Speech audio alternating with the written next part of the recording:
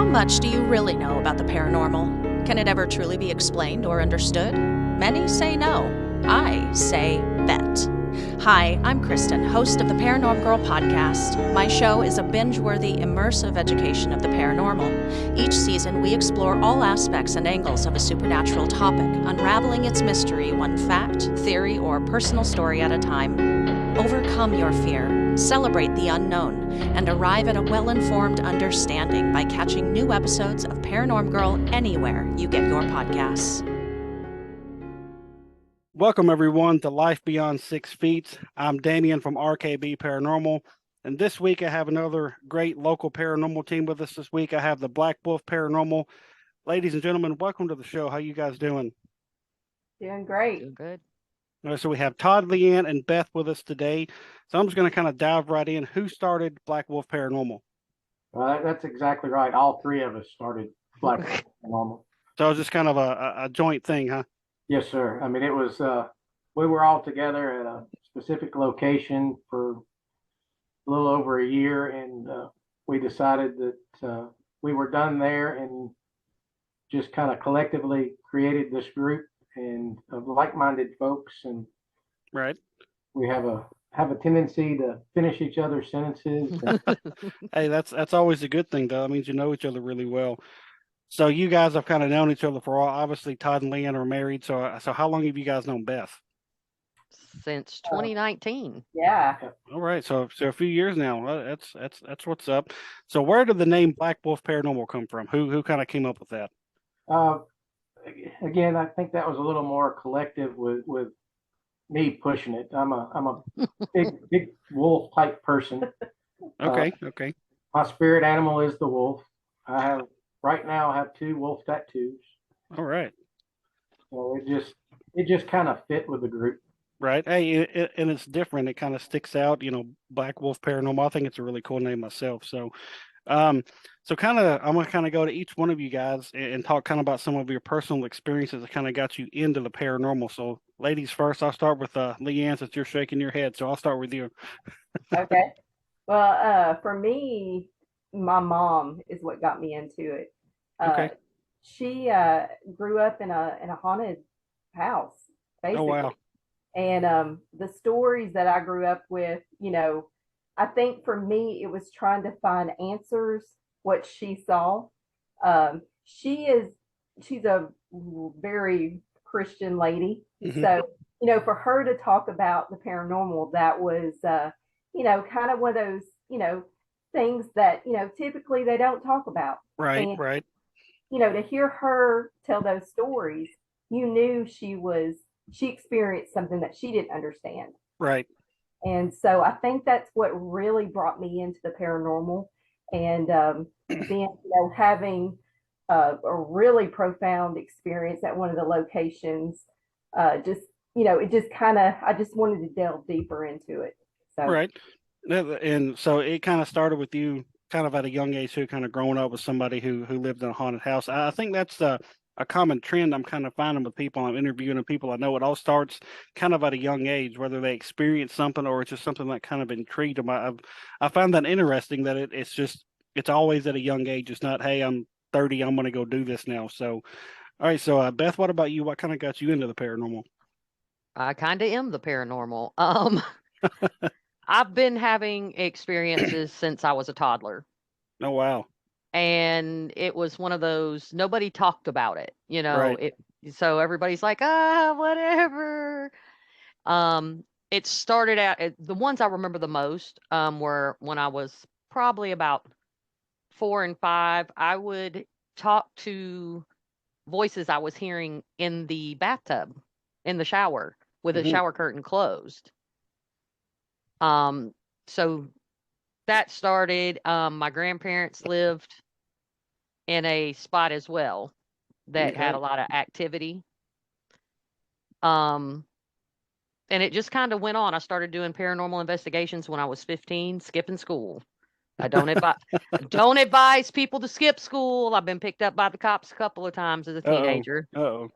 So, and just the things I've seen along the way and that need and want to help people as well as help spirits. And and connect with ancestors. Right. So again, another young age. Todd, are you gonna make it three to kind of start at a young age for you too? Well, I mean, yeah, actually, Leanne had to go squelch the dogs for a minute. Sorry. For me, it started at a rather young age. I mean, I was always into the paranormal, the ufology, and cryptic growing up. Right. I always had a passion for all of that. And as far as really getting into the paranormal, it wasn't till a few years after Leanne and I had been married, she showed more of an interest in it, and we just kind of picked it up from there and ran. Right. Some of the locations that we go to, one of our favorite ones that Beth had mentioned to you earlier, up at the hall up in Franklin, Kentucky. Oh yeah, yeah. That's got the best of all three worlds. Bro, absolutely. It's got the paranormal, it's got the ufology, and it's also got cryptic. Right. And supposedly it has mountain lions too. I've heard so. Yeah, or something that resembles one. Right. That was not a mountain lion. I don't care what you say. So that was the only investigation I think my team's been on where they said it might be handy to have a handgun with you when you go out onto the property. So, yeah. Oh yes. And I think it's awesome, Todd and Leanne, how you guys are married and you're both into the same thing. I think that's great that you both share that common interest. That's something that kind of brought me and my wife together. It was something a common interest we shared when we first started talking and stuff. That was like a big thing that really drawn us together. So I think it's great to see a husband and wife working together on this thing. So as a team, as you actually started Black Wolf Paranormal, what was your very first location as Black Wolf Paranormal? Well, we actually started out our team at Old South Pittsburgh in Old South Tennessee. Okay. So our very first was Willow's Weep. Yeah, our first real investigation. At that time, our team was with the whole team. Yes. Yeah, it was the three of us, and I think we had 1, 2, 3, 4, I think 6 other women. Oh wow. And guy. Yeah. We actually started out as a big collective. Right. And people left for one reason or another, and then it just came down to the three of us. Right. Willow's Weep, I think you're the second team I've interviewed that's talked about this place. That's in, correct me if I'm wrong, up in Ohio or Indiana, somewhere up there. Cayuga, Indiana. And they sent me like a trailer of like a documentary somebody did, and that place looks crazy as hell. just from that little trailer I've seen. So what kind of things did you guys experience up there? Well, we're actually in the documentary from there. Oh, really? I may have realized that and didn't even put 2 and 2 together. So, well, our trip there was very interesting. That place will play with you in a foul way. There's a lot of ill will in the energies that are there, whether they're evil or whatever, but they're still, and they affect people in different ways. We had a couple of people on our team that were affected, and we had to get out of the house. And at one point, Beth was affected. I'll let her share that with you if she wants. But we go into these places. We pray up. Everybody has their own protections, whatever it is, whether it's stones or oils or just building up our own energies for our protection. But if Beth wants to share her deal at Willow's, I'll step out of the way. Well, I'll make sure that I put it out there. Dave Spinks, and I wish I could remember Billy's last name. It was a documentary that they did. They've done a couple together. Dave is a great guy, a responsible location owner. We think the world of him, and his other half with Serenity Jenny. They're wonderful people and very inspirational to not just the paranormal community, but humanity in general. Going into that location was, it was a cluster even getting there. The GPS took us 45 minutes out of the way. Oh, wow. I said it. in the documentary, and I'll say it again, that place is not haunted. That place is evil. Mm. It at that point I was, because we all grow and I work in different areas. I was working on my, okay, I've had enough. It's time to exit the building. I got up and I said, all right, I've had my enough. I need to take a break. It wouldn't let me leave. It wouldn't let you leave. It wouldn't let me leave. I walked out of one room into another before you get into the kitchen to leave, and it was like hitting a brick wall. Huh. So I turned around and I'm like, Todd, it won't let me out. And they got up to start walking towards me. And the next thing I know, I'm down. Like I can't breathe. Him and another teammate tried to walk me out. The minute they tried to pull me out of the door, it was like a hand went straight into my chest and grabbed my heart. Oh man, I thought I was having a heart attack. that's pretty wild. And that's not something I commonly talk about. I don't really talk about Right. the experience because people think, you hear all these people, oh, I want to go to Willow's Weep. No, you don't. You really don't. There's some Oh. things you should leave alone, and that is definitely one of those places that shows you provoking is not something you should be doing.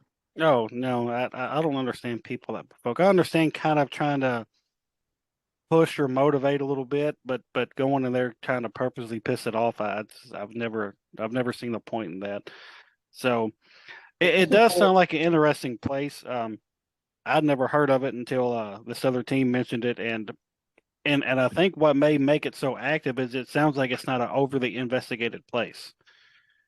Right. He has recently closed it for paranormal teams. Okay. It just is structurally, it's not a very safe place to Ah. be. And also, the paranormal, it's just not a safe place. So Right. he just felt it better to just close it off. They're actually going to cleanse the area at some point and totally tear down Willow. Oh wow. Yeah. So So it's that bad, huh? yeah. Well, you've got a combination of a lot of factors. That's Native American land. There's crossroads. There have been multiple suicides. There's multiple deaths and questionable deaths early on. Oh, so just not a very happy place. It doesn't sound like. So, No. all right, so we're gonna. That's one of the places that we went that we learned about how we work as a team. Yeah. I mean, really hated it had to be in a situation like that. I mean, we kind of knew it before going in, but I was always the protector of the group. Right.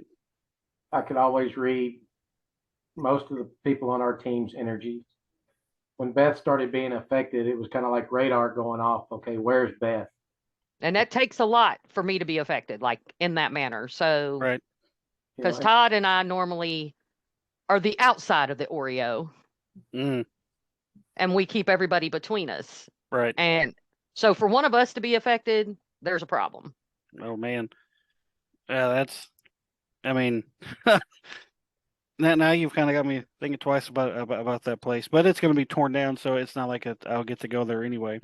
So we're going to take a quick little turn here. What's some of your guys' favorite pieces of equipment to use to each one of you? What's like your favorite piece of equipment to use? For me, it's number one, first and foremost, is my body. Just feeling the energy of the place. As far as technology goes, one of my favorite pieces of equipment was the 360 periscope.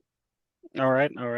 It's one of those things that I can't explain some of the things that it's done when we've had it on investigations. And unfortunately, ours got destroyed on an investigation. And oh no, still trying to find one. So, but that's one of my favorite pieces. I'd say for me, it would be the recorder. Getting EVPs, right. Class A EVPs, and there's no denying those. Right. Nobody is talking. We're absolutely quiet. And I got one I still have, and it actually says my name. Oh, And, wow. yeah, it's clear as day. And Oh, that's one of those things that when we're doing EVPs, we do a different variety of way to do EVPs. hmm One of the things that we like to do when we're in a group, it's called a 360 EVP. hmm And it's an EVP where you've got a few people, and each person will ask the exact same question. right.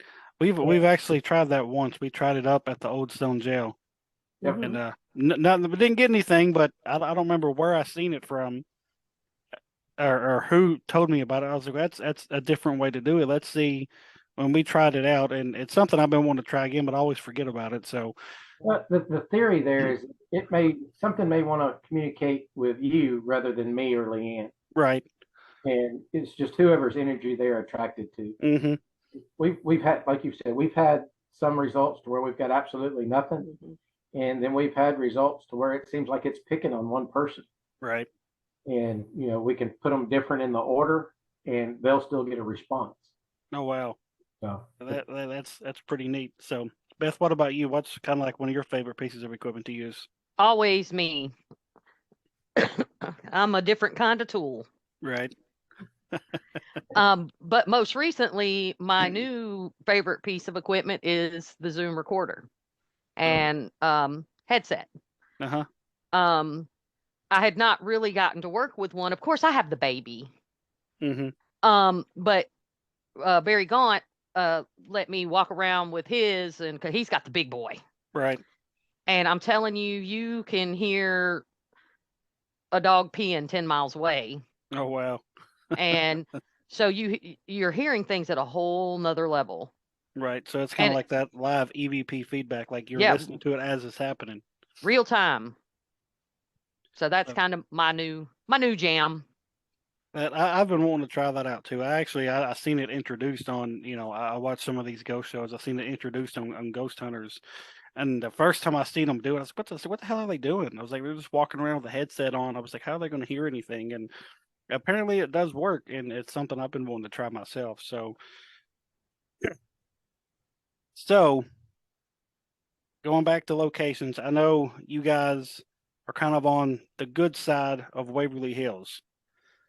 So how do you guys kind of feel about everything that's going on up there? If you feel like talking about it, or if you're allowed to talk about it, I don't know what like legally you're allowed to talk about and all that stuff with all that stuff that's going on right now. But I think as far as Waverly Hills goes, and we're concerned, I think it's starting to go in the right direction. They still have a few things up there logistically that they need to work out. Mhm. I think this whole Save Waverly Hills movement has taken a toll on the energies and the spirits of the building. Mm. From people that we've talked to that have been since this has been going on, since Charlie and Tina have been, for the most part, kicked out of their building. Right.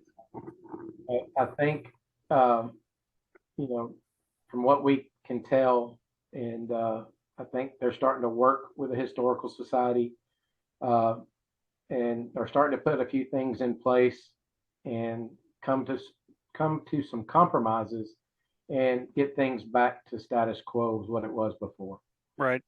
And I hope that's what happens, because I've myself been there 3 times before all this stuff happened. So it's been a few years since I've been, but everybody on my team, that's their number one location that they want to go to, and they're all like, well, I kind of told them, what's going on up there, and they're like, well, I don't want to go until everything's righted. And I Right. was like, well, hopefully it'll be soon, because that's like my wife's top destination. Just she wants to go just to go, to say she's been, not even to investigate, just to say she's been. And so hopefully sooner rather than later it gets back to that point, because the building alone is just amazing, and it's an absolutely beautiful place, and people should be able to go there, and not just for the paranormal side of it, just the history of the building itself. I always told people it's worth the price of admission, in my opinion. So, Oh, yeah. so Octagon Hall. Oh man, you guys, I've obviously been a whole lot more than I have. I've only been once, and it was one of the craziest experiences we've ever had at a location. And um, we heard everything from growls to like I said, that guy that was provoking, and ended up affecting my wife, and whoever was in the basement apparently didn't like women. And I remember seeing like some kind of, you know how you can kind of stick your fingers through the crack of a door. I remember seeing like fingers through a crack of a door in one of the in the basement, down in the basement at one point, and it was just a variety of things at this place, and it was like just boom, boom, boom, boom, boom. And you said something about a GPS kind of leading you guys astray to a location. When we left that night, it kept rerouting us back to the hall. Like it didn't want to. It kept trying to get us to come back. And That's That cool. sounds about right. and Yeah. and I remember, I know she's not there anymore, but when Deborah was kind of overseeing the place, she told us, she goes, you know, something's going to try to bring you back. Just keep going.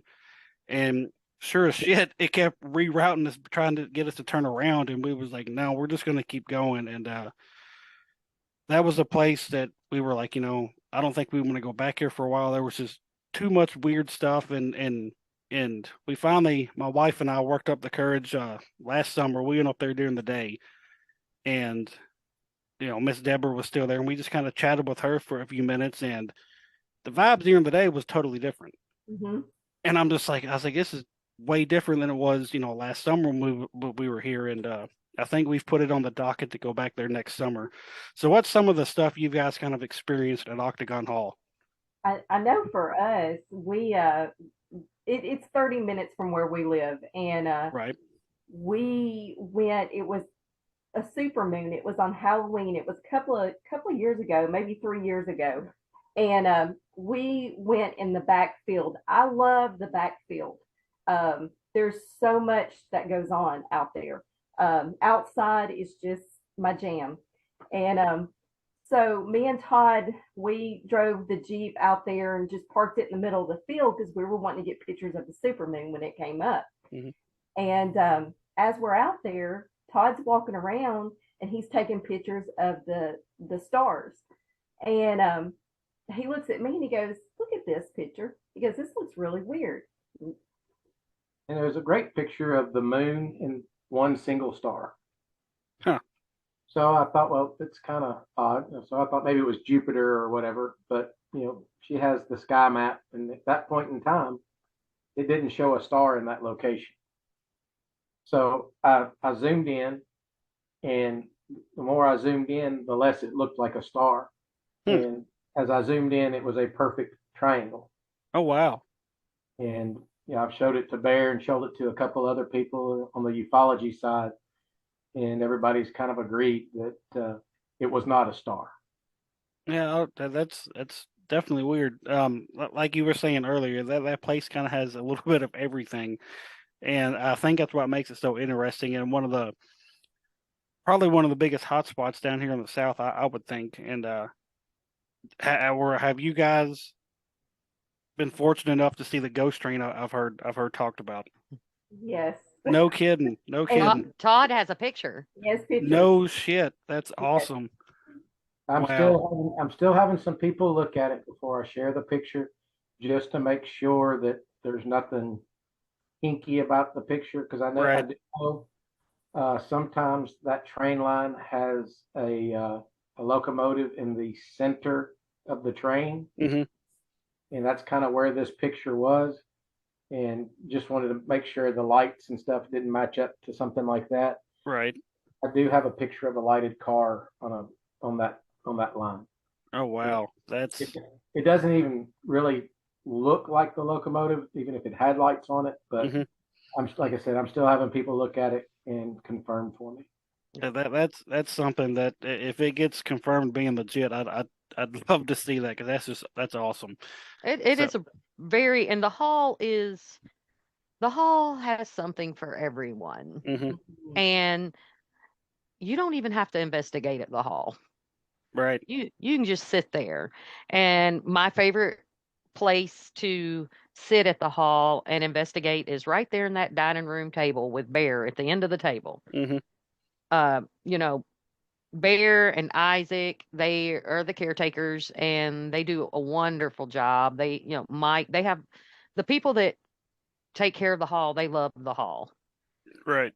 Night Stalkers is a wonderful team. They are a very respected teaching team. They're the top of they set the bar really high.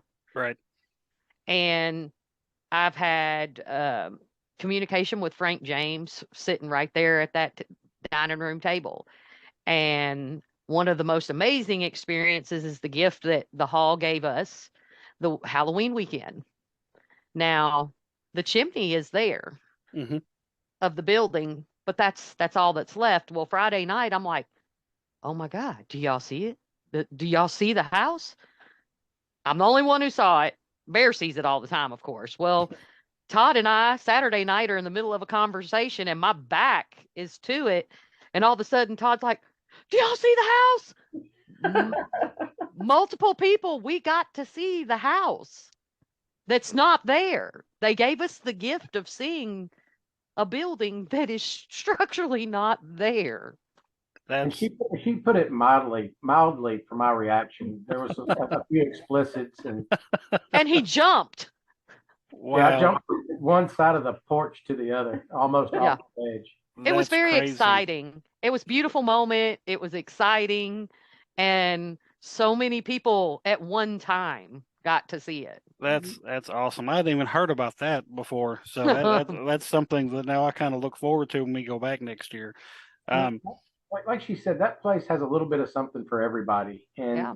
when you go out to like the family plot or the family cemetery, and then venture out to the slave graveyard, and as you're sitting there just taking it all in, there's also always a lot of movement, a lot of shadows playing in the trees and whatnot. But if you go to the fence line and just kind of look out over that field, especially on a night when the fog is rolling in, Mm-hmm.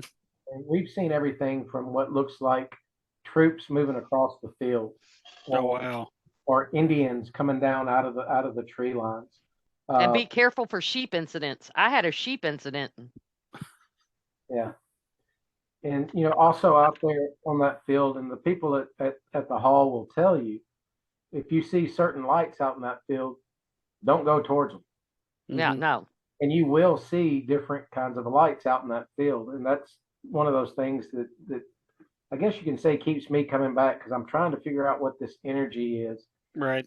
that's popping up, whether it's something to do with UFOs, or if it's actually spiritual energy, or if it's just weird bugs. You know. Right. But I mean, that's what keeps me intrigued in the paranormal, because we don't know a lot of this stuff, and we're always researching and always trying to get the answers, and we may never figure it out. But that's what keeps drawing us back to all these different places, and what keeps us hooked. Well, So they're lucky I'm not any closer, because I'd be there every day. But I'm down here in Atlanta, so oh, see, I'm close, just like Todd and Leanne. We're about 40 minutes away from the hall, so it's right up the road from us. So what's some of the craziest stuff you guys experienced during your investigations? well, Not necessarily being scared, but just like, what was that? well, one of my profound moments, and this is kind of a near and dear moment, was at Waverly Hills. Mm-hmm. And I've given this tour 100 times that we were there, and Lois and Audrey's room was always a very special area for me. Even now, trying to talk, it would always choke me up being there, just knowing what happened to those ladies, what they went through, and all that. And I guess they knew something that we didn't know, because it was the last night that we had a tour up there. And I was making the comment to Ernie, one of the other guides, and I said, I would love to see something in Lois and Audrey's room. That was early in the night, and we went through and we had some good investigations in there, and we had a lot of activity. At the end of the night, we were going through clearing the building, making sure everybody was out of the building, ready to go home. And as we walked past Lois and Audrey's room, there were 2 chairs set up by the door out to the solarium. And as we're walking by out of my peripheral, I caught a single blue bar. It was about 24 inches long, just a blue bar of light. I stopped and looked, and when I looked, the second bar appeared. It was like Lois and Audrey were sitting in the chairs in that room. And, Ernie caught a glimpse of it, but I mean, it was just two of the most beautiful blue lights I've ever seen, just there momentarily, but it was there. And then as it Wow. faded out, we walked on, and I was speechless for a while. I bet that would be pretty intense to see, and like you said, probably pretty emotional too, considering like you said what happened with those ladies. And correct me if I'm wrong, 'cause it's been a few years since I've been there, but Audrey's the one who didn't pass away there, right? Correct. Correct. Okay, Correct. because I remember when I went the very first time, I was in their room by myself, and I was doing an EVP session, and I just said, hey, what was it, Lois? What was the name of your sister? And when I reviewed it, a couple of days later, right after that, clear as day, it came through and said Audrey, and it gave me the chill. It just gave me the chills thinking. I wish I still had it, but of course this was back in like 2017. I had no way to save none of that stuff. So, but it was that That's place is something just that, amazing. that's something that happened a lot there. I asked for one of the others' names, and and they would communicate with us. I mean, I can't remember if it was that night or not. We were doing a 360 session in there in Lois and Audrey's room, and I had my recorder set on the bed that they had set in there, and we're going around the room asking questions, and it got to me. I asked my question. I was the last one. I had my head turned, and as I turn around to end the recording, you can hear Ernie from the doorway going, "Did you see?" What he saw when he was standing in that doorway was the recorder slide across the bed about 2 or 3 inches. Oh wow! And you can actually hear it on the recording, the ruffle of the Mhm. phone sliding across the bed. Oh wow! That and see, you have stuff like that happen that would probably startle you a little bit, but not really scare you. And then I'm sure guys have probably experienced stuff that probably scared you a little bit at that place, and then not just that place. Just so, what's probably the most scared you've been during an investigation, whether it's at Waverly or Octagon or wherever it's been at? Mm. I would say, oh gosh, this was my come to Jesus moment. uh, this was at Haunted South Pittsburgh Hospital. Um, Me and one of the other tour guides, we had walked into the hospital that morning, and we had a tour coming in, and noticed there was a lot of whispers. You could hear just, and I couldn't make out what was being said. It's a lot of chatter. A lot of chatter. And I even asked Todd, I said, Todd, are you hearing that? And he's like, yeah. He goes, it's kind of abnormal, chatter. So the group came in for the tour, and I told Todd, I said, I think we're going to walk up on the second floor at the nurses station and kind of see, what's going on, see if we can figure out what this chatter is all about. So if anybody has ever been at that, it's kind of the T area where you're looking down and you can see towards the ER, and you can look down. It's called shadow hallways, what we always called it, but it would be looking down towards the nurses station on the second floor. So we're kind of standing in that area. Well, we look over, and there is a black figure that steps out of one of the rooms. And we would periodically see black figures there, but I didn't expect it to do what it did. So as we're standing there, I look over and I asked one of the girls that was with me, I said, do you see that? And she said, yeah.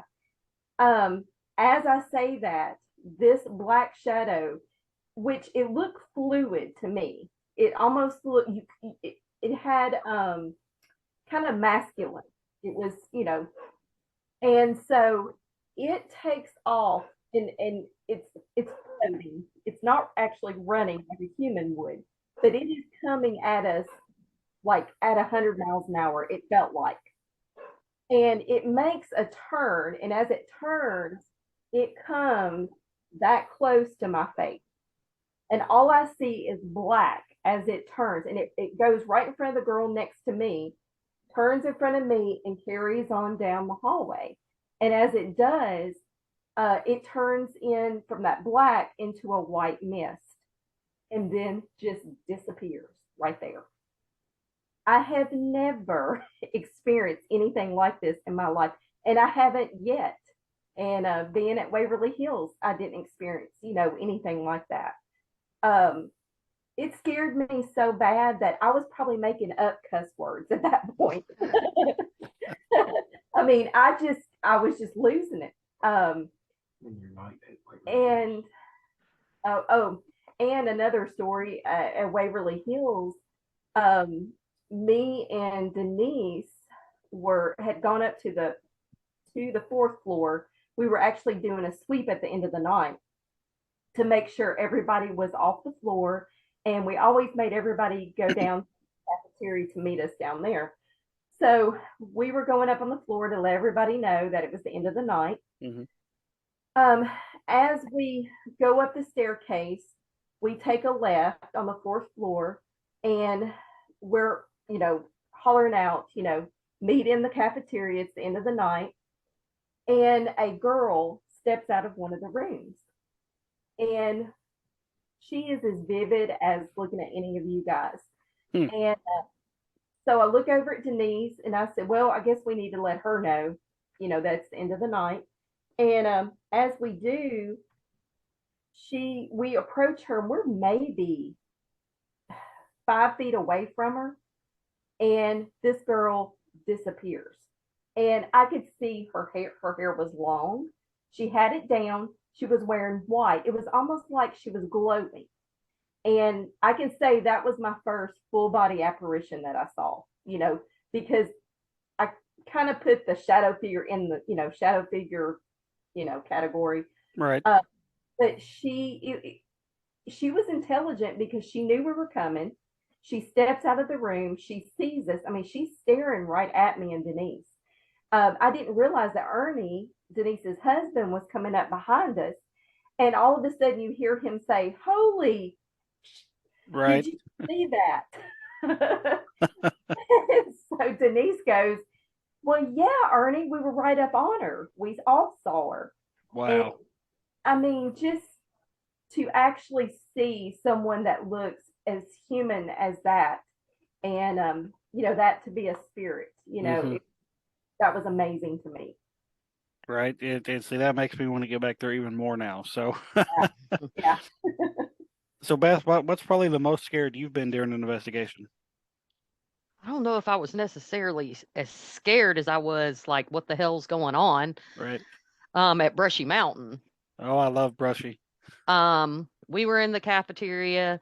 We had multiple cameras, multiple recorders, multiple things going. We were doing an experiment, and all of a sudden I feel someone just towering over me from behind. And I'm looking across at Ernie and Todd, and I'm like, is there a dude behind me? And Ernie's eyes are this big. Yeah, there is. I'm like, is he over 6 foot tall, got an afro, wide? Yep, that'd be him. Well, come to find out, he decided from that point on he needed to be my protector. Oh, wow. His name is Big T. And if we do anything jail wise, prison wise, he shows up and shuts activity down. Oh, wow. Very protective. But it was also my voice. I started channeling and I sounded like a Hispanic gang member. And Todd's like, oh my God, like my mannerisms, the way I was walking, the way I mean, it was another voice coming out of my mouth. Huh. I don't get it twisted. She has a thug thing about her anyway.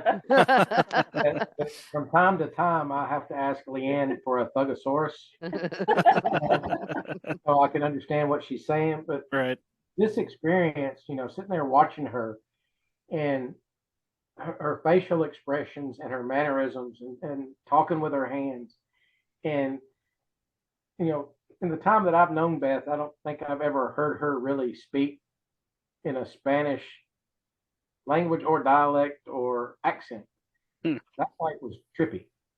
I bet that's like I said, Brushy Mountain is a beast of a place too, and that's where my team kind of got our unofficial start. And we went in there with no equipment whatsoever. We had a digital recorder and I think an EMF detector, and we had so much happening and had no way to document any of it. And so that's on our docket to go back there next year. I mean, that's the first time I've had something thrown at me was at Brushy Mountain, and that was pretty wild. The first time I've ever been affected by something, couldn't figure it out was at Brushy Mountain. Like I went from like super enraged to literally crying in tears in about 45 seconds, and didn't figure out why until we went Oh back to yeah. listening to the recording, and I was saying, man, that was wild. And so I'm But we looking would at have had plenty.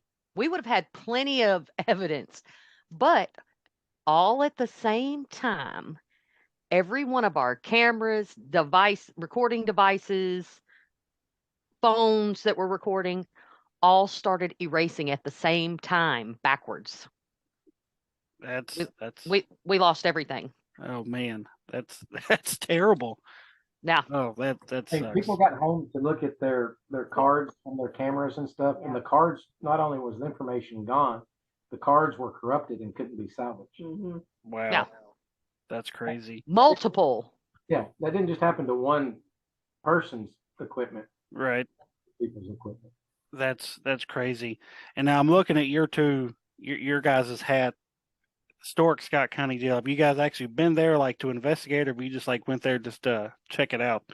Well, we've had an investigation there, and we've been there a couple of times just to check it out. Yeah, we love those ladies. Oh my Oh God. yeah, Chris and Miranda are amazing. They So are. how did the investigation go for you guys? Uh, there was one room, I think it was on the second floor. And Next it to wasn't, it was kind of a brief investigation. It wasn't an all-night investigation. And I think it was next to the kitchen or across from the kitchen. Mm-hmm. So walked into this one room and literally got spun. I mean, spun around. Hmm. The energy there is interesting. Mm-hmm. The energy that Miranda and Chris put into that place is awesome. Mm-hmm. The things that they've done for that building and that community are just over the top. Right. Can't say enough about those two ladies. But investigating there with them and just like Leanne said, it was just an impromptu kind of investigation. Right. Going in and getting a feel for the building. But the building is active. Oh, absolutely. We heard what we thought were disembodied voices. Couldn't really make sure because other things were going on. Like I said, the energy in that one room. Every time I go back, I have to go to that room and try to make contact with whatever's in there, and it's different every time. Huh. And see, and it's crazy you say that it happened right there. You said right across from the kitchen. Yeah. You can see that's we've been there twice to investigate. When we went there the first time last year, that area is where we captured probably the craziest thing we've captured to date. Was that room right across from the kitchen? Yeah. It was just the two of us there. I don't know if you guys have seen the video of it or not. And people that's listening to this is probably tired of me talking about it, but like I said, it's the most profound piece of evidence we've ever captured. And so it was just myself and my co-founder that night, and we're in the kitchen. We got the door closed, and on our REM pods going crazy. We have an EDI box that's just going nuts, and we both hear this woman from the hallway say "help." And I was like, "What? Okay." And so I pick up my camera, walk to the hallway, open that door up, and I say hello. And right when I say hello, that there was a picture hanging on the wall. It gets knocked off the wall and flips up in midair and lands about 4.5 feet on the other side. And I'm dropping F-bombs and all this other stuff, but when you actually break the video down, you can see a shadow figure that darts across the hallway. You see a shadow arm come out from behind. Looks like it actually slaps that picture off the wall. And it's insane. And it's like you said, it's an active place. And when we went back just a couple of months ago, that same hallway, same location, we were doing an Estes method in the middle of the hallway, and we decided to start playing gospel music because I remember Miranda saying they like gospel music. Whoever was on that second floor at that point didn't like it because I started getting sick to my stomach. Mhm. and like I was getting dizzy, and I was like, we got to stop playing this. And as soon as we turned it off, about 3 minutes later, I was perfectly fine. But I love that place, and actually, who our team's named after, I donated one of his hats, and his hat is in the fallen officers room, and so that place means a lot to myself and the team as a whole because of that reason, and hopefully I've been trying to get Chris and Miranda on the show, but they stay super busy too, and with me They recording do. on Sundays, they're like, now that we got the escape room, it's kind of hit or miss. So, but hopefully I'll get them on at some point. Whew, like I said, I'm kind of under the weather, so I just got winded there talking. Social media. Where can we guys find you on social media? We're on Instagram. We are on Facebook also. Okay. And I know Beth has got her Wicked Woman paranormal site on Facebook also. Yeah, I'm on Right. Facebook, Instagram, TikTok, which I don't do much with. Um, I'm actually thinking about revamping the Wicked Woman show. We shall Oh, see, all right. because All right. it was created to support women in the field, Right. such as Miranda Young and Chris and Jenny, Soul Sisters. Mm-hmm. Uh, there are so many wonderful women in the field, and we don't get acknowledged. Right. I kind of went on a whole rant the other night about it, because we're not all just mediums and need to be on shows as mediums. Right. We have some kick-ass women investigators, Mm-hmm. very intelligent Mhm. women that present themselves as a woman should. Right. Not everybody in the field is a middle-aged white man. Right. And the Ghost Brothers are not the only three brothers in the field. Right. The paranormal community is very intriguing in the manner of it's for everybody. Mm-hmm. You're Black, absolutely white, right. brown, purple, green, Mm-hmm. gay, straight, one leg, two legs, it doesn't matter. Right. Some of us have birds on our chest. I'm just saying. So I mean, It's kind of funny you pick that out. You picked out our hats to ask that question. That's one of the things that we kind of pride ourselves on is we try to support the whole community. Mhm. mm-hmm. We support everybody from Pac-Man Paranormal, Whiskey Tango Foxtrot, uh, Middle Night Tennessee, stalkers. the Night Stalkers. I mean, I can go on and on. Yeah.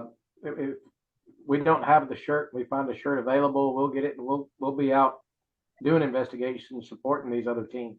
Right. I mean, we're all about the community Mm-hmm. and trying to help and learn and teach at the same time. Right. Yep. And that's what's quite a few people don't realize is it's all about pair unity. It's not just about Bad word. this team or it's not about that team. It's about everybody. And there's so many people that make it about themselves, and that's just I don't understand that. And I want to make sure that I say, I'm not trying to be disrespectful, but I don't want you to be looking like, why is Beth losing her mind and shaking her head? Let me go on and piss everybody off real quick, because that's kind of my job. People need to be real careful with para-unity, because I am not a supporter of para-unity. I'm not. I'm a supporter of para-family, Right. because not you, but there's a lot of people out there. Para-unity, para-unity. They're the first ones that'll stab you in the back, and they're Mhm. not in it for the right reason. Right. I could very easily promote myself all day, every day. I do not. I choose to promote the people that I am so blessed, privileged, and proud to have part of my life. They are my family. Right. And so I do. I ruffle some feathers here and there, because I'm tired of hearing it. Because the Right. same person talking about para unity. Yeah, para hell no. Just That's saying. why I love you, Beth. Just saying. There's so many wonderful people that they get overlooked, and they bring so much Yes. to, it's not just the paranormal community, to Right. humanity. Right. Melinda Williams is one of the sweetest women, genuine souls that I know. I love her dearly. I have made so many great friends and family members throughout the world, from across the pond to California to from wherever. Hmm. I want to see those people. I want to see the real people. I want to Right. see everyday people. Because obviously I'm not a buck 05 with blonde hair. I got the Right. big boobs. I got the big boobs. I got that. But I'm a lady. Period. Am I the parathug? Yes, I am. That's what everybody knows me as. But I respect myself and I respect other people. Right. It has to stop. I want to see real people. I want to see you, man. I want to see your team. Right. You I know, want that's one of the things too. I mean, that Leanne and I've experienced and been lucky to meet some of the people that we meet when we do these investigations. When we've been leads at Waverly or leads at uh, Old South or just even helping. helping out at an event somewhere else. I mean, there's a pair of sisters that we've met, Hannah and Shannon, Yeah. that Great have become people. great family to us, and there's nothing that we wouldn't do for them. Ron and Susie out of Memphis. Yep. I mean, they're a great couple. Tara Cleary. Yep. Oh yeah. You know, I'm Yeah. sure there's people I'm leaving out, and I'm sorry, but There's so many. there's so many that, you know, we go out and you don't think when you're doing this sort of thing that you have a connection with people, and then you come to find out you really do. And I mean, whether it's an energy connection, spiritual connection, just a common connection with what we're doing, that these people come back to us, and you know, they infect us with their energy, and I hope we infect them with ours, and it's all positive. Mhm. Right. It's not, you know, who's doing this Who's or going after better that or right. or anybody better than anybody else. It's Right. just a common connection. It's a fluid connection. And you learn from them, even though they might be new in the paranormal. I've learned from brand new investigators. Yep. You know, hey, that's pretty cool what you're doing. You Right. know, and you get results, and you know, and you're teaching us, we're teaching you different, you know, methods or whatever, and you know, and you got that camaraderie. I love that. You know, Mhm. and you walk away from it, you know, and thinking about it for days, thinking, man, that was really cool what Right. we did, you know? So I love meeting people and teaching and learning. That's my favorite thing. Right. And see, and anybody starting a team should model themselves after teams like you. That's all about helping other people, not just about themselves. And Oh I've been no. Don't be like us, be better than us. Yeah. all right. Well, you make a good point, but I've been fortunate enough to meet nothing but good people so far. At least on paper they are. I haven't seen the bad side of them if there is one, and hopefully there isn't on any of the people that I've become friends with, because that really pissed me off if there is. So, I'm just excited to hear you say on paper because I say that and everybody's right, like, what is that? That's a UK thing. right. All right, so 2023, what's going to be going on for Black Wolf Paranormal in 2023? You got anything exciting lined up so far? Oh yeah. The first of the year, January 13th, Friday the 13th, the first Friday the 13th of 2023, the Black Wolf will be hosting an event at Trousdale House in Gallatin, Tennessee. We're going to have a couple of special guests that we are trying to firm up and make sure they're going to be there with us. We did a preliminary investigation yesterday, and I think this Trousdale House is going to be a really good investigation, especially for beginners. Mhm. Right. Yes, I agree. We have Definitely a novice hunt. yes, Mhm.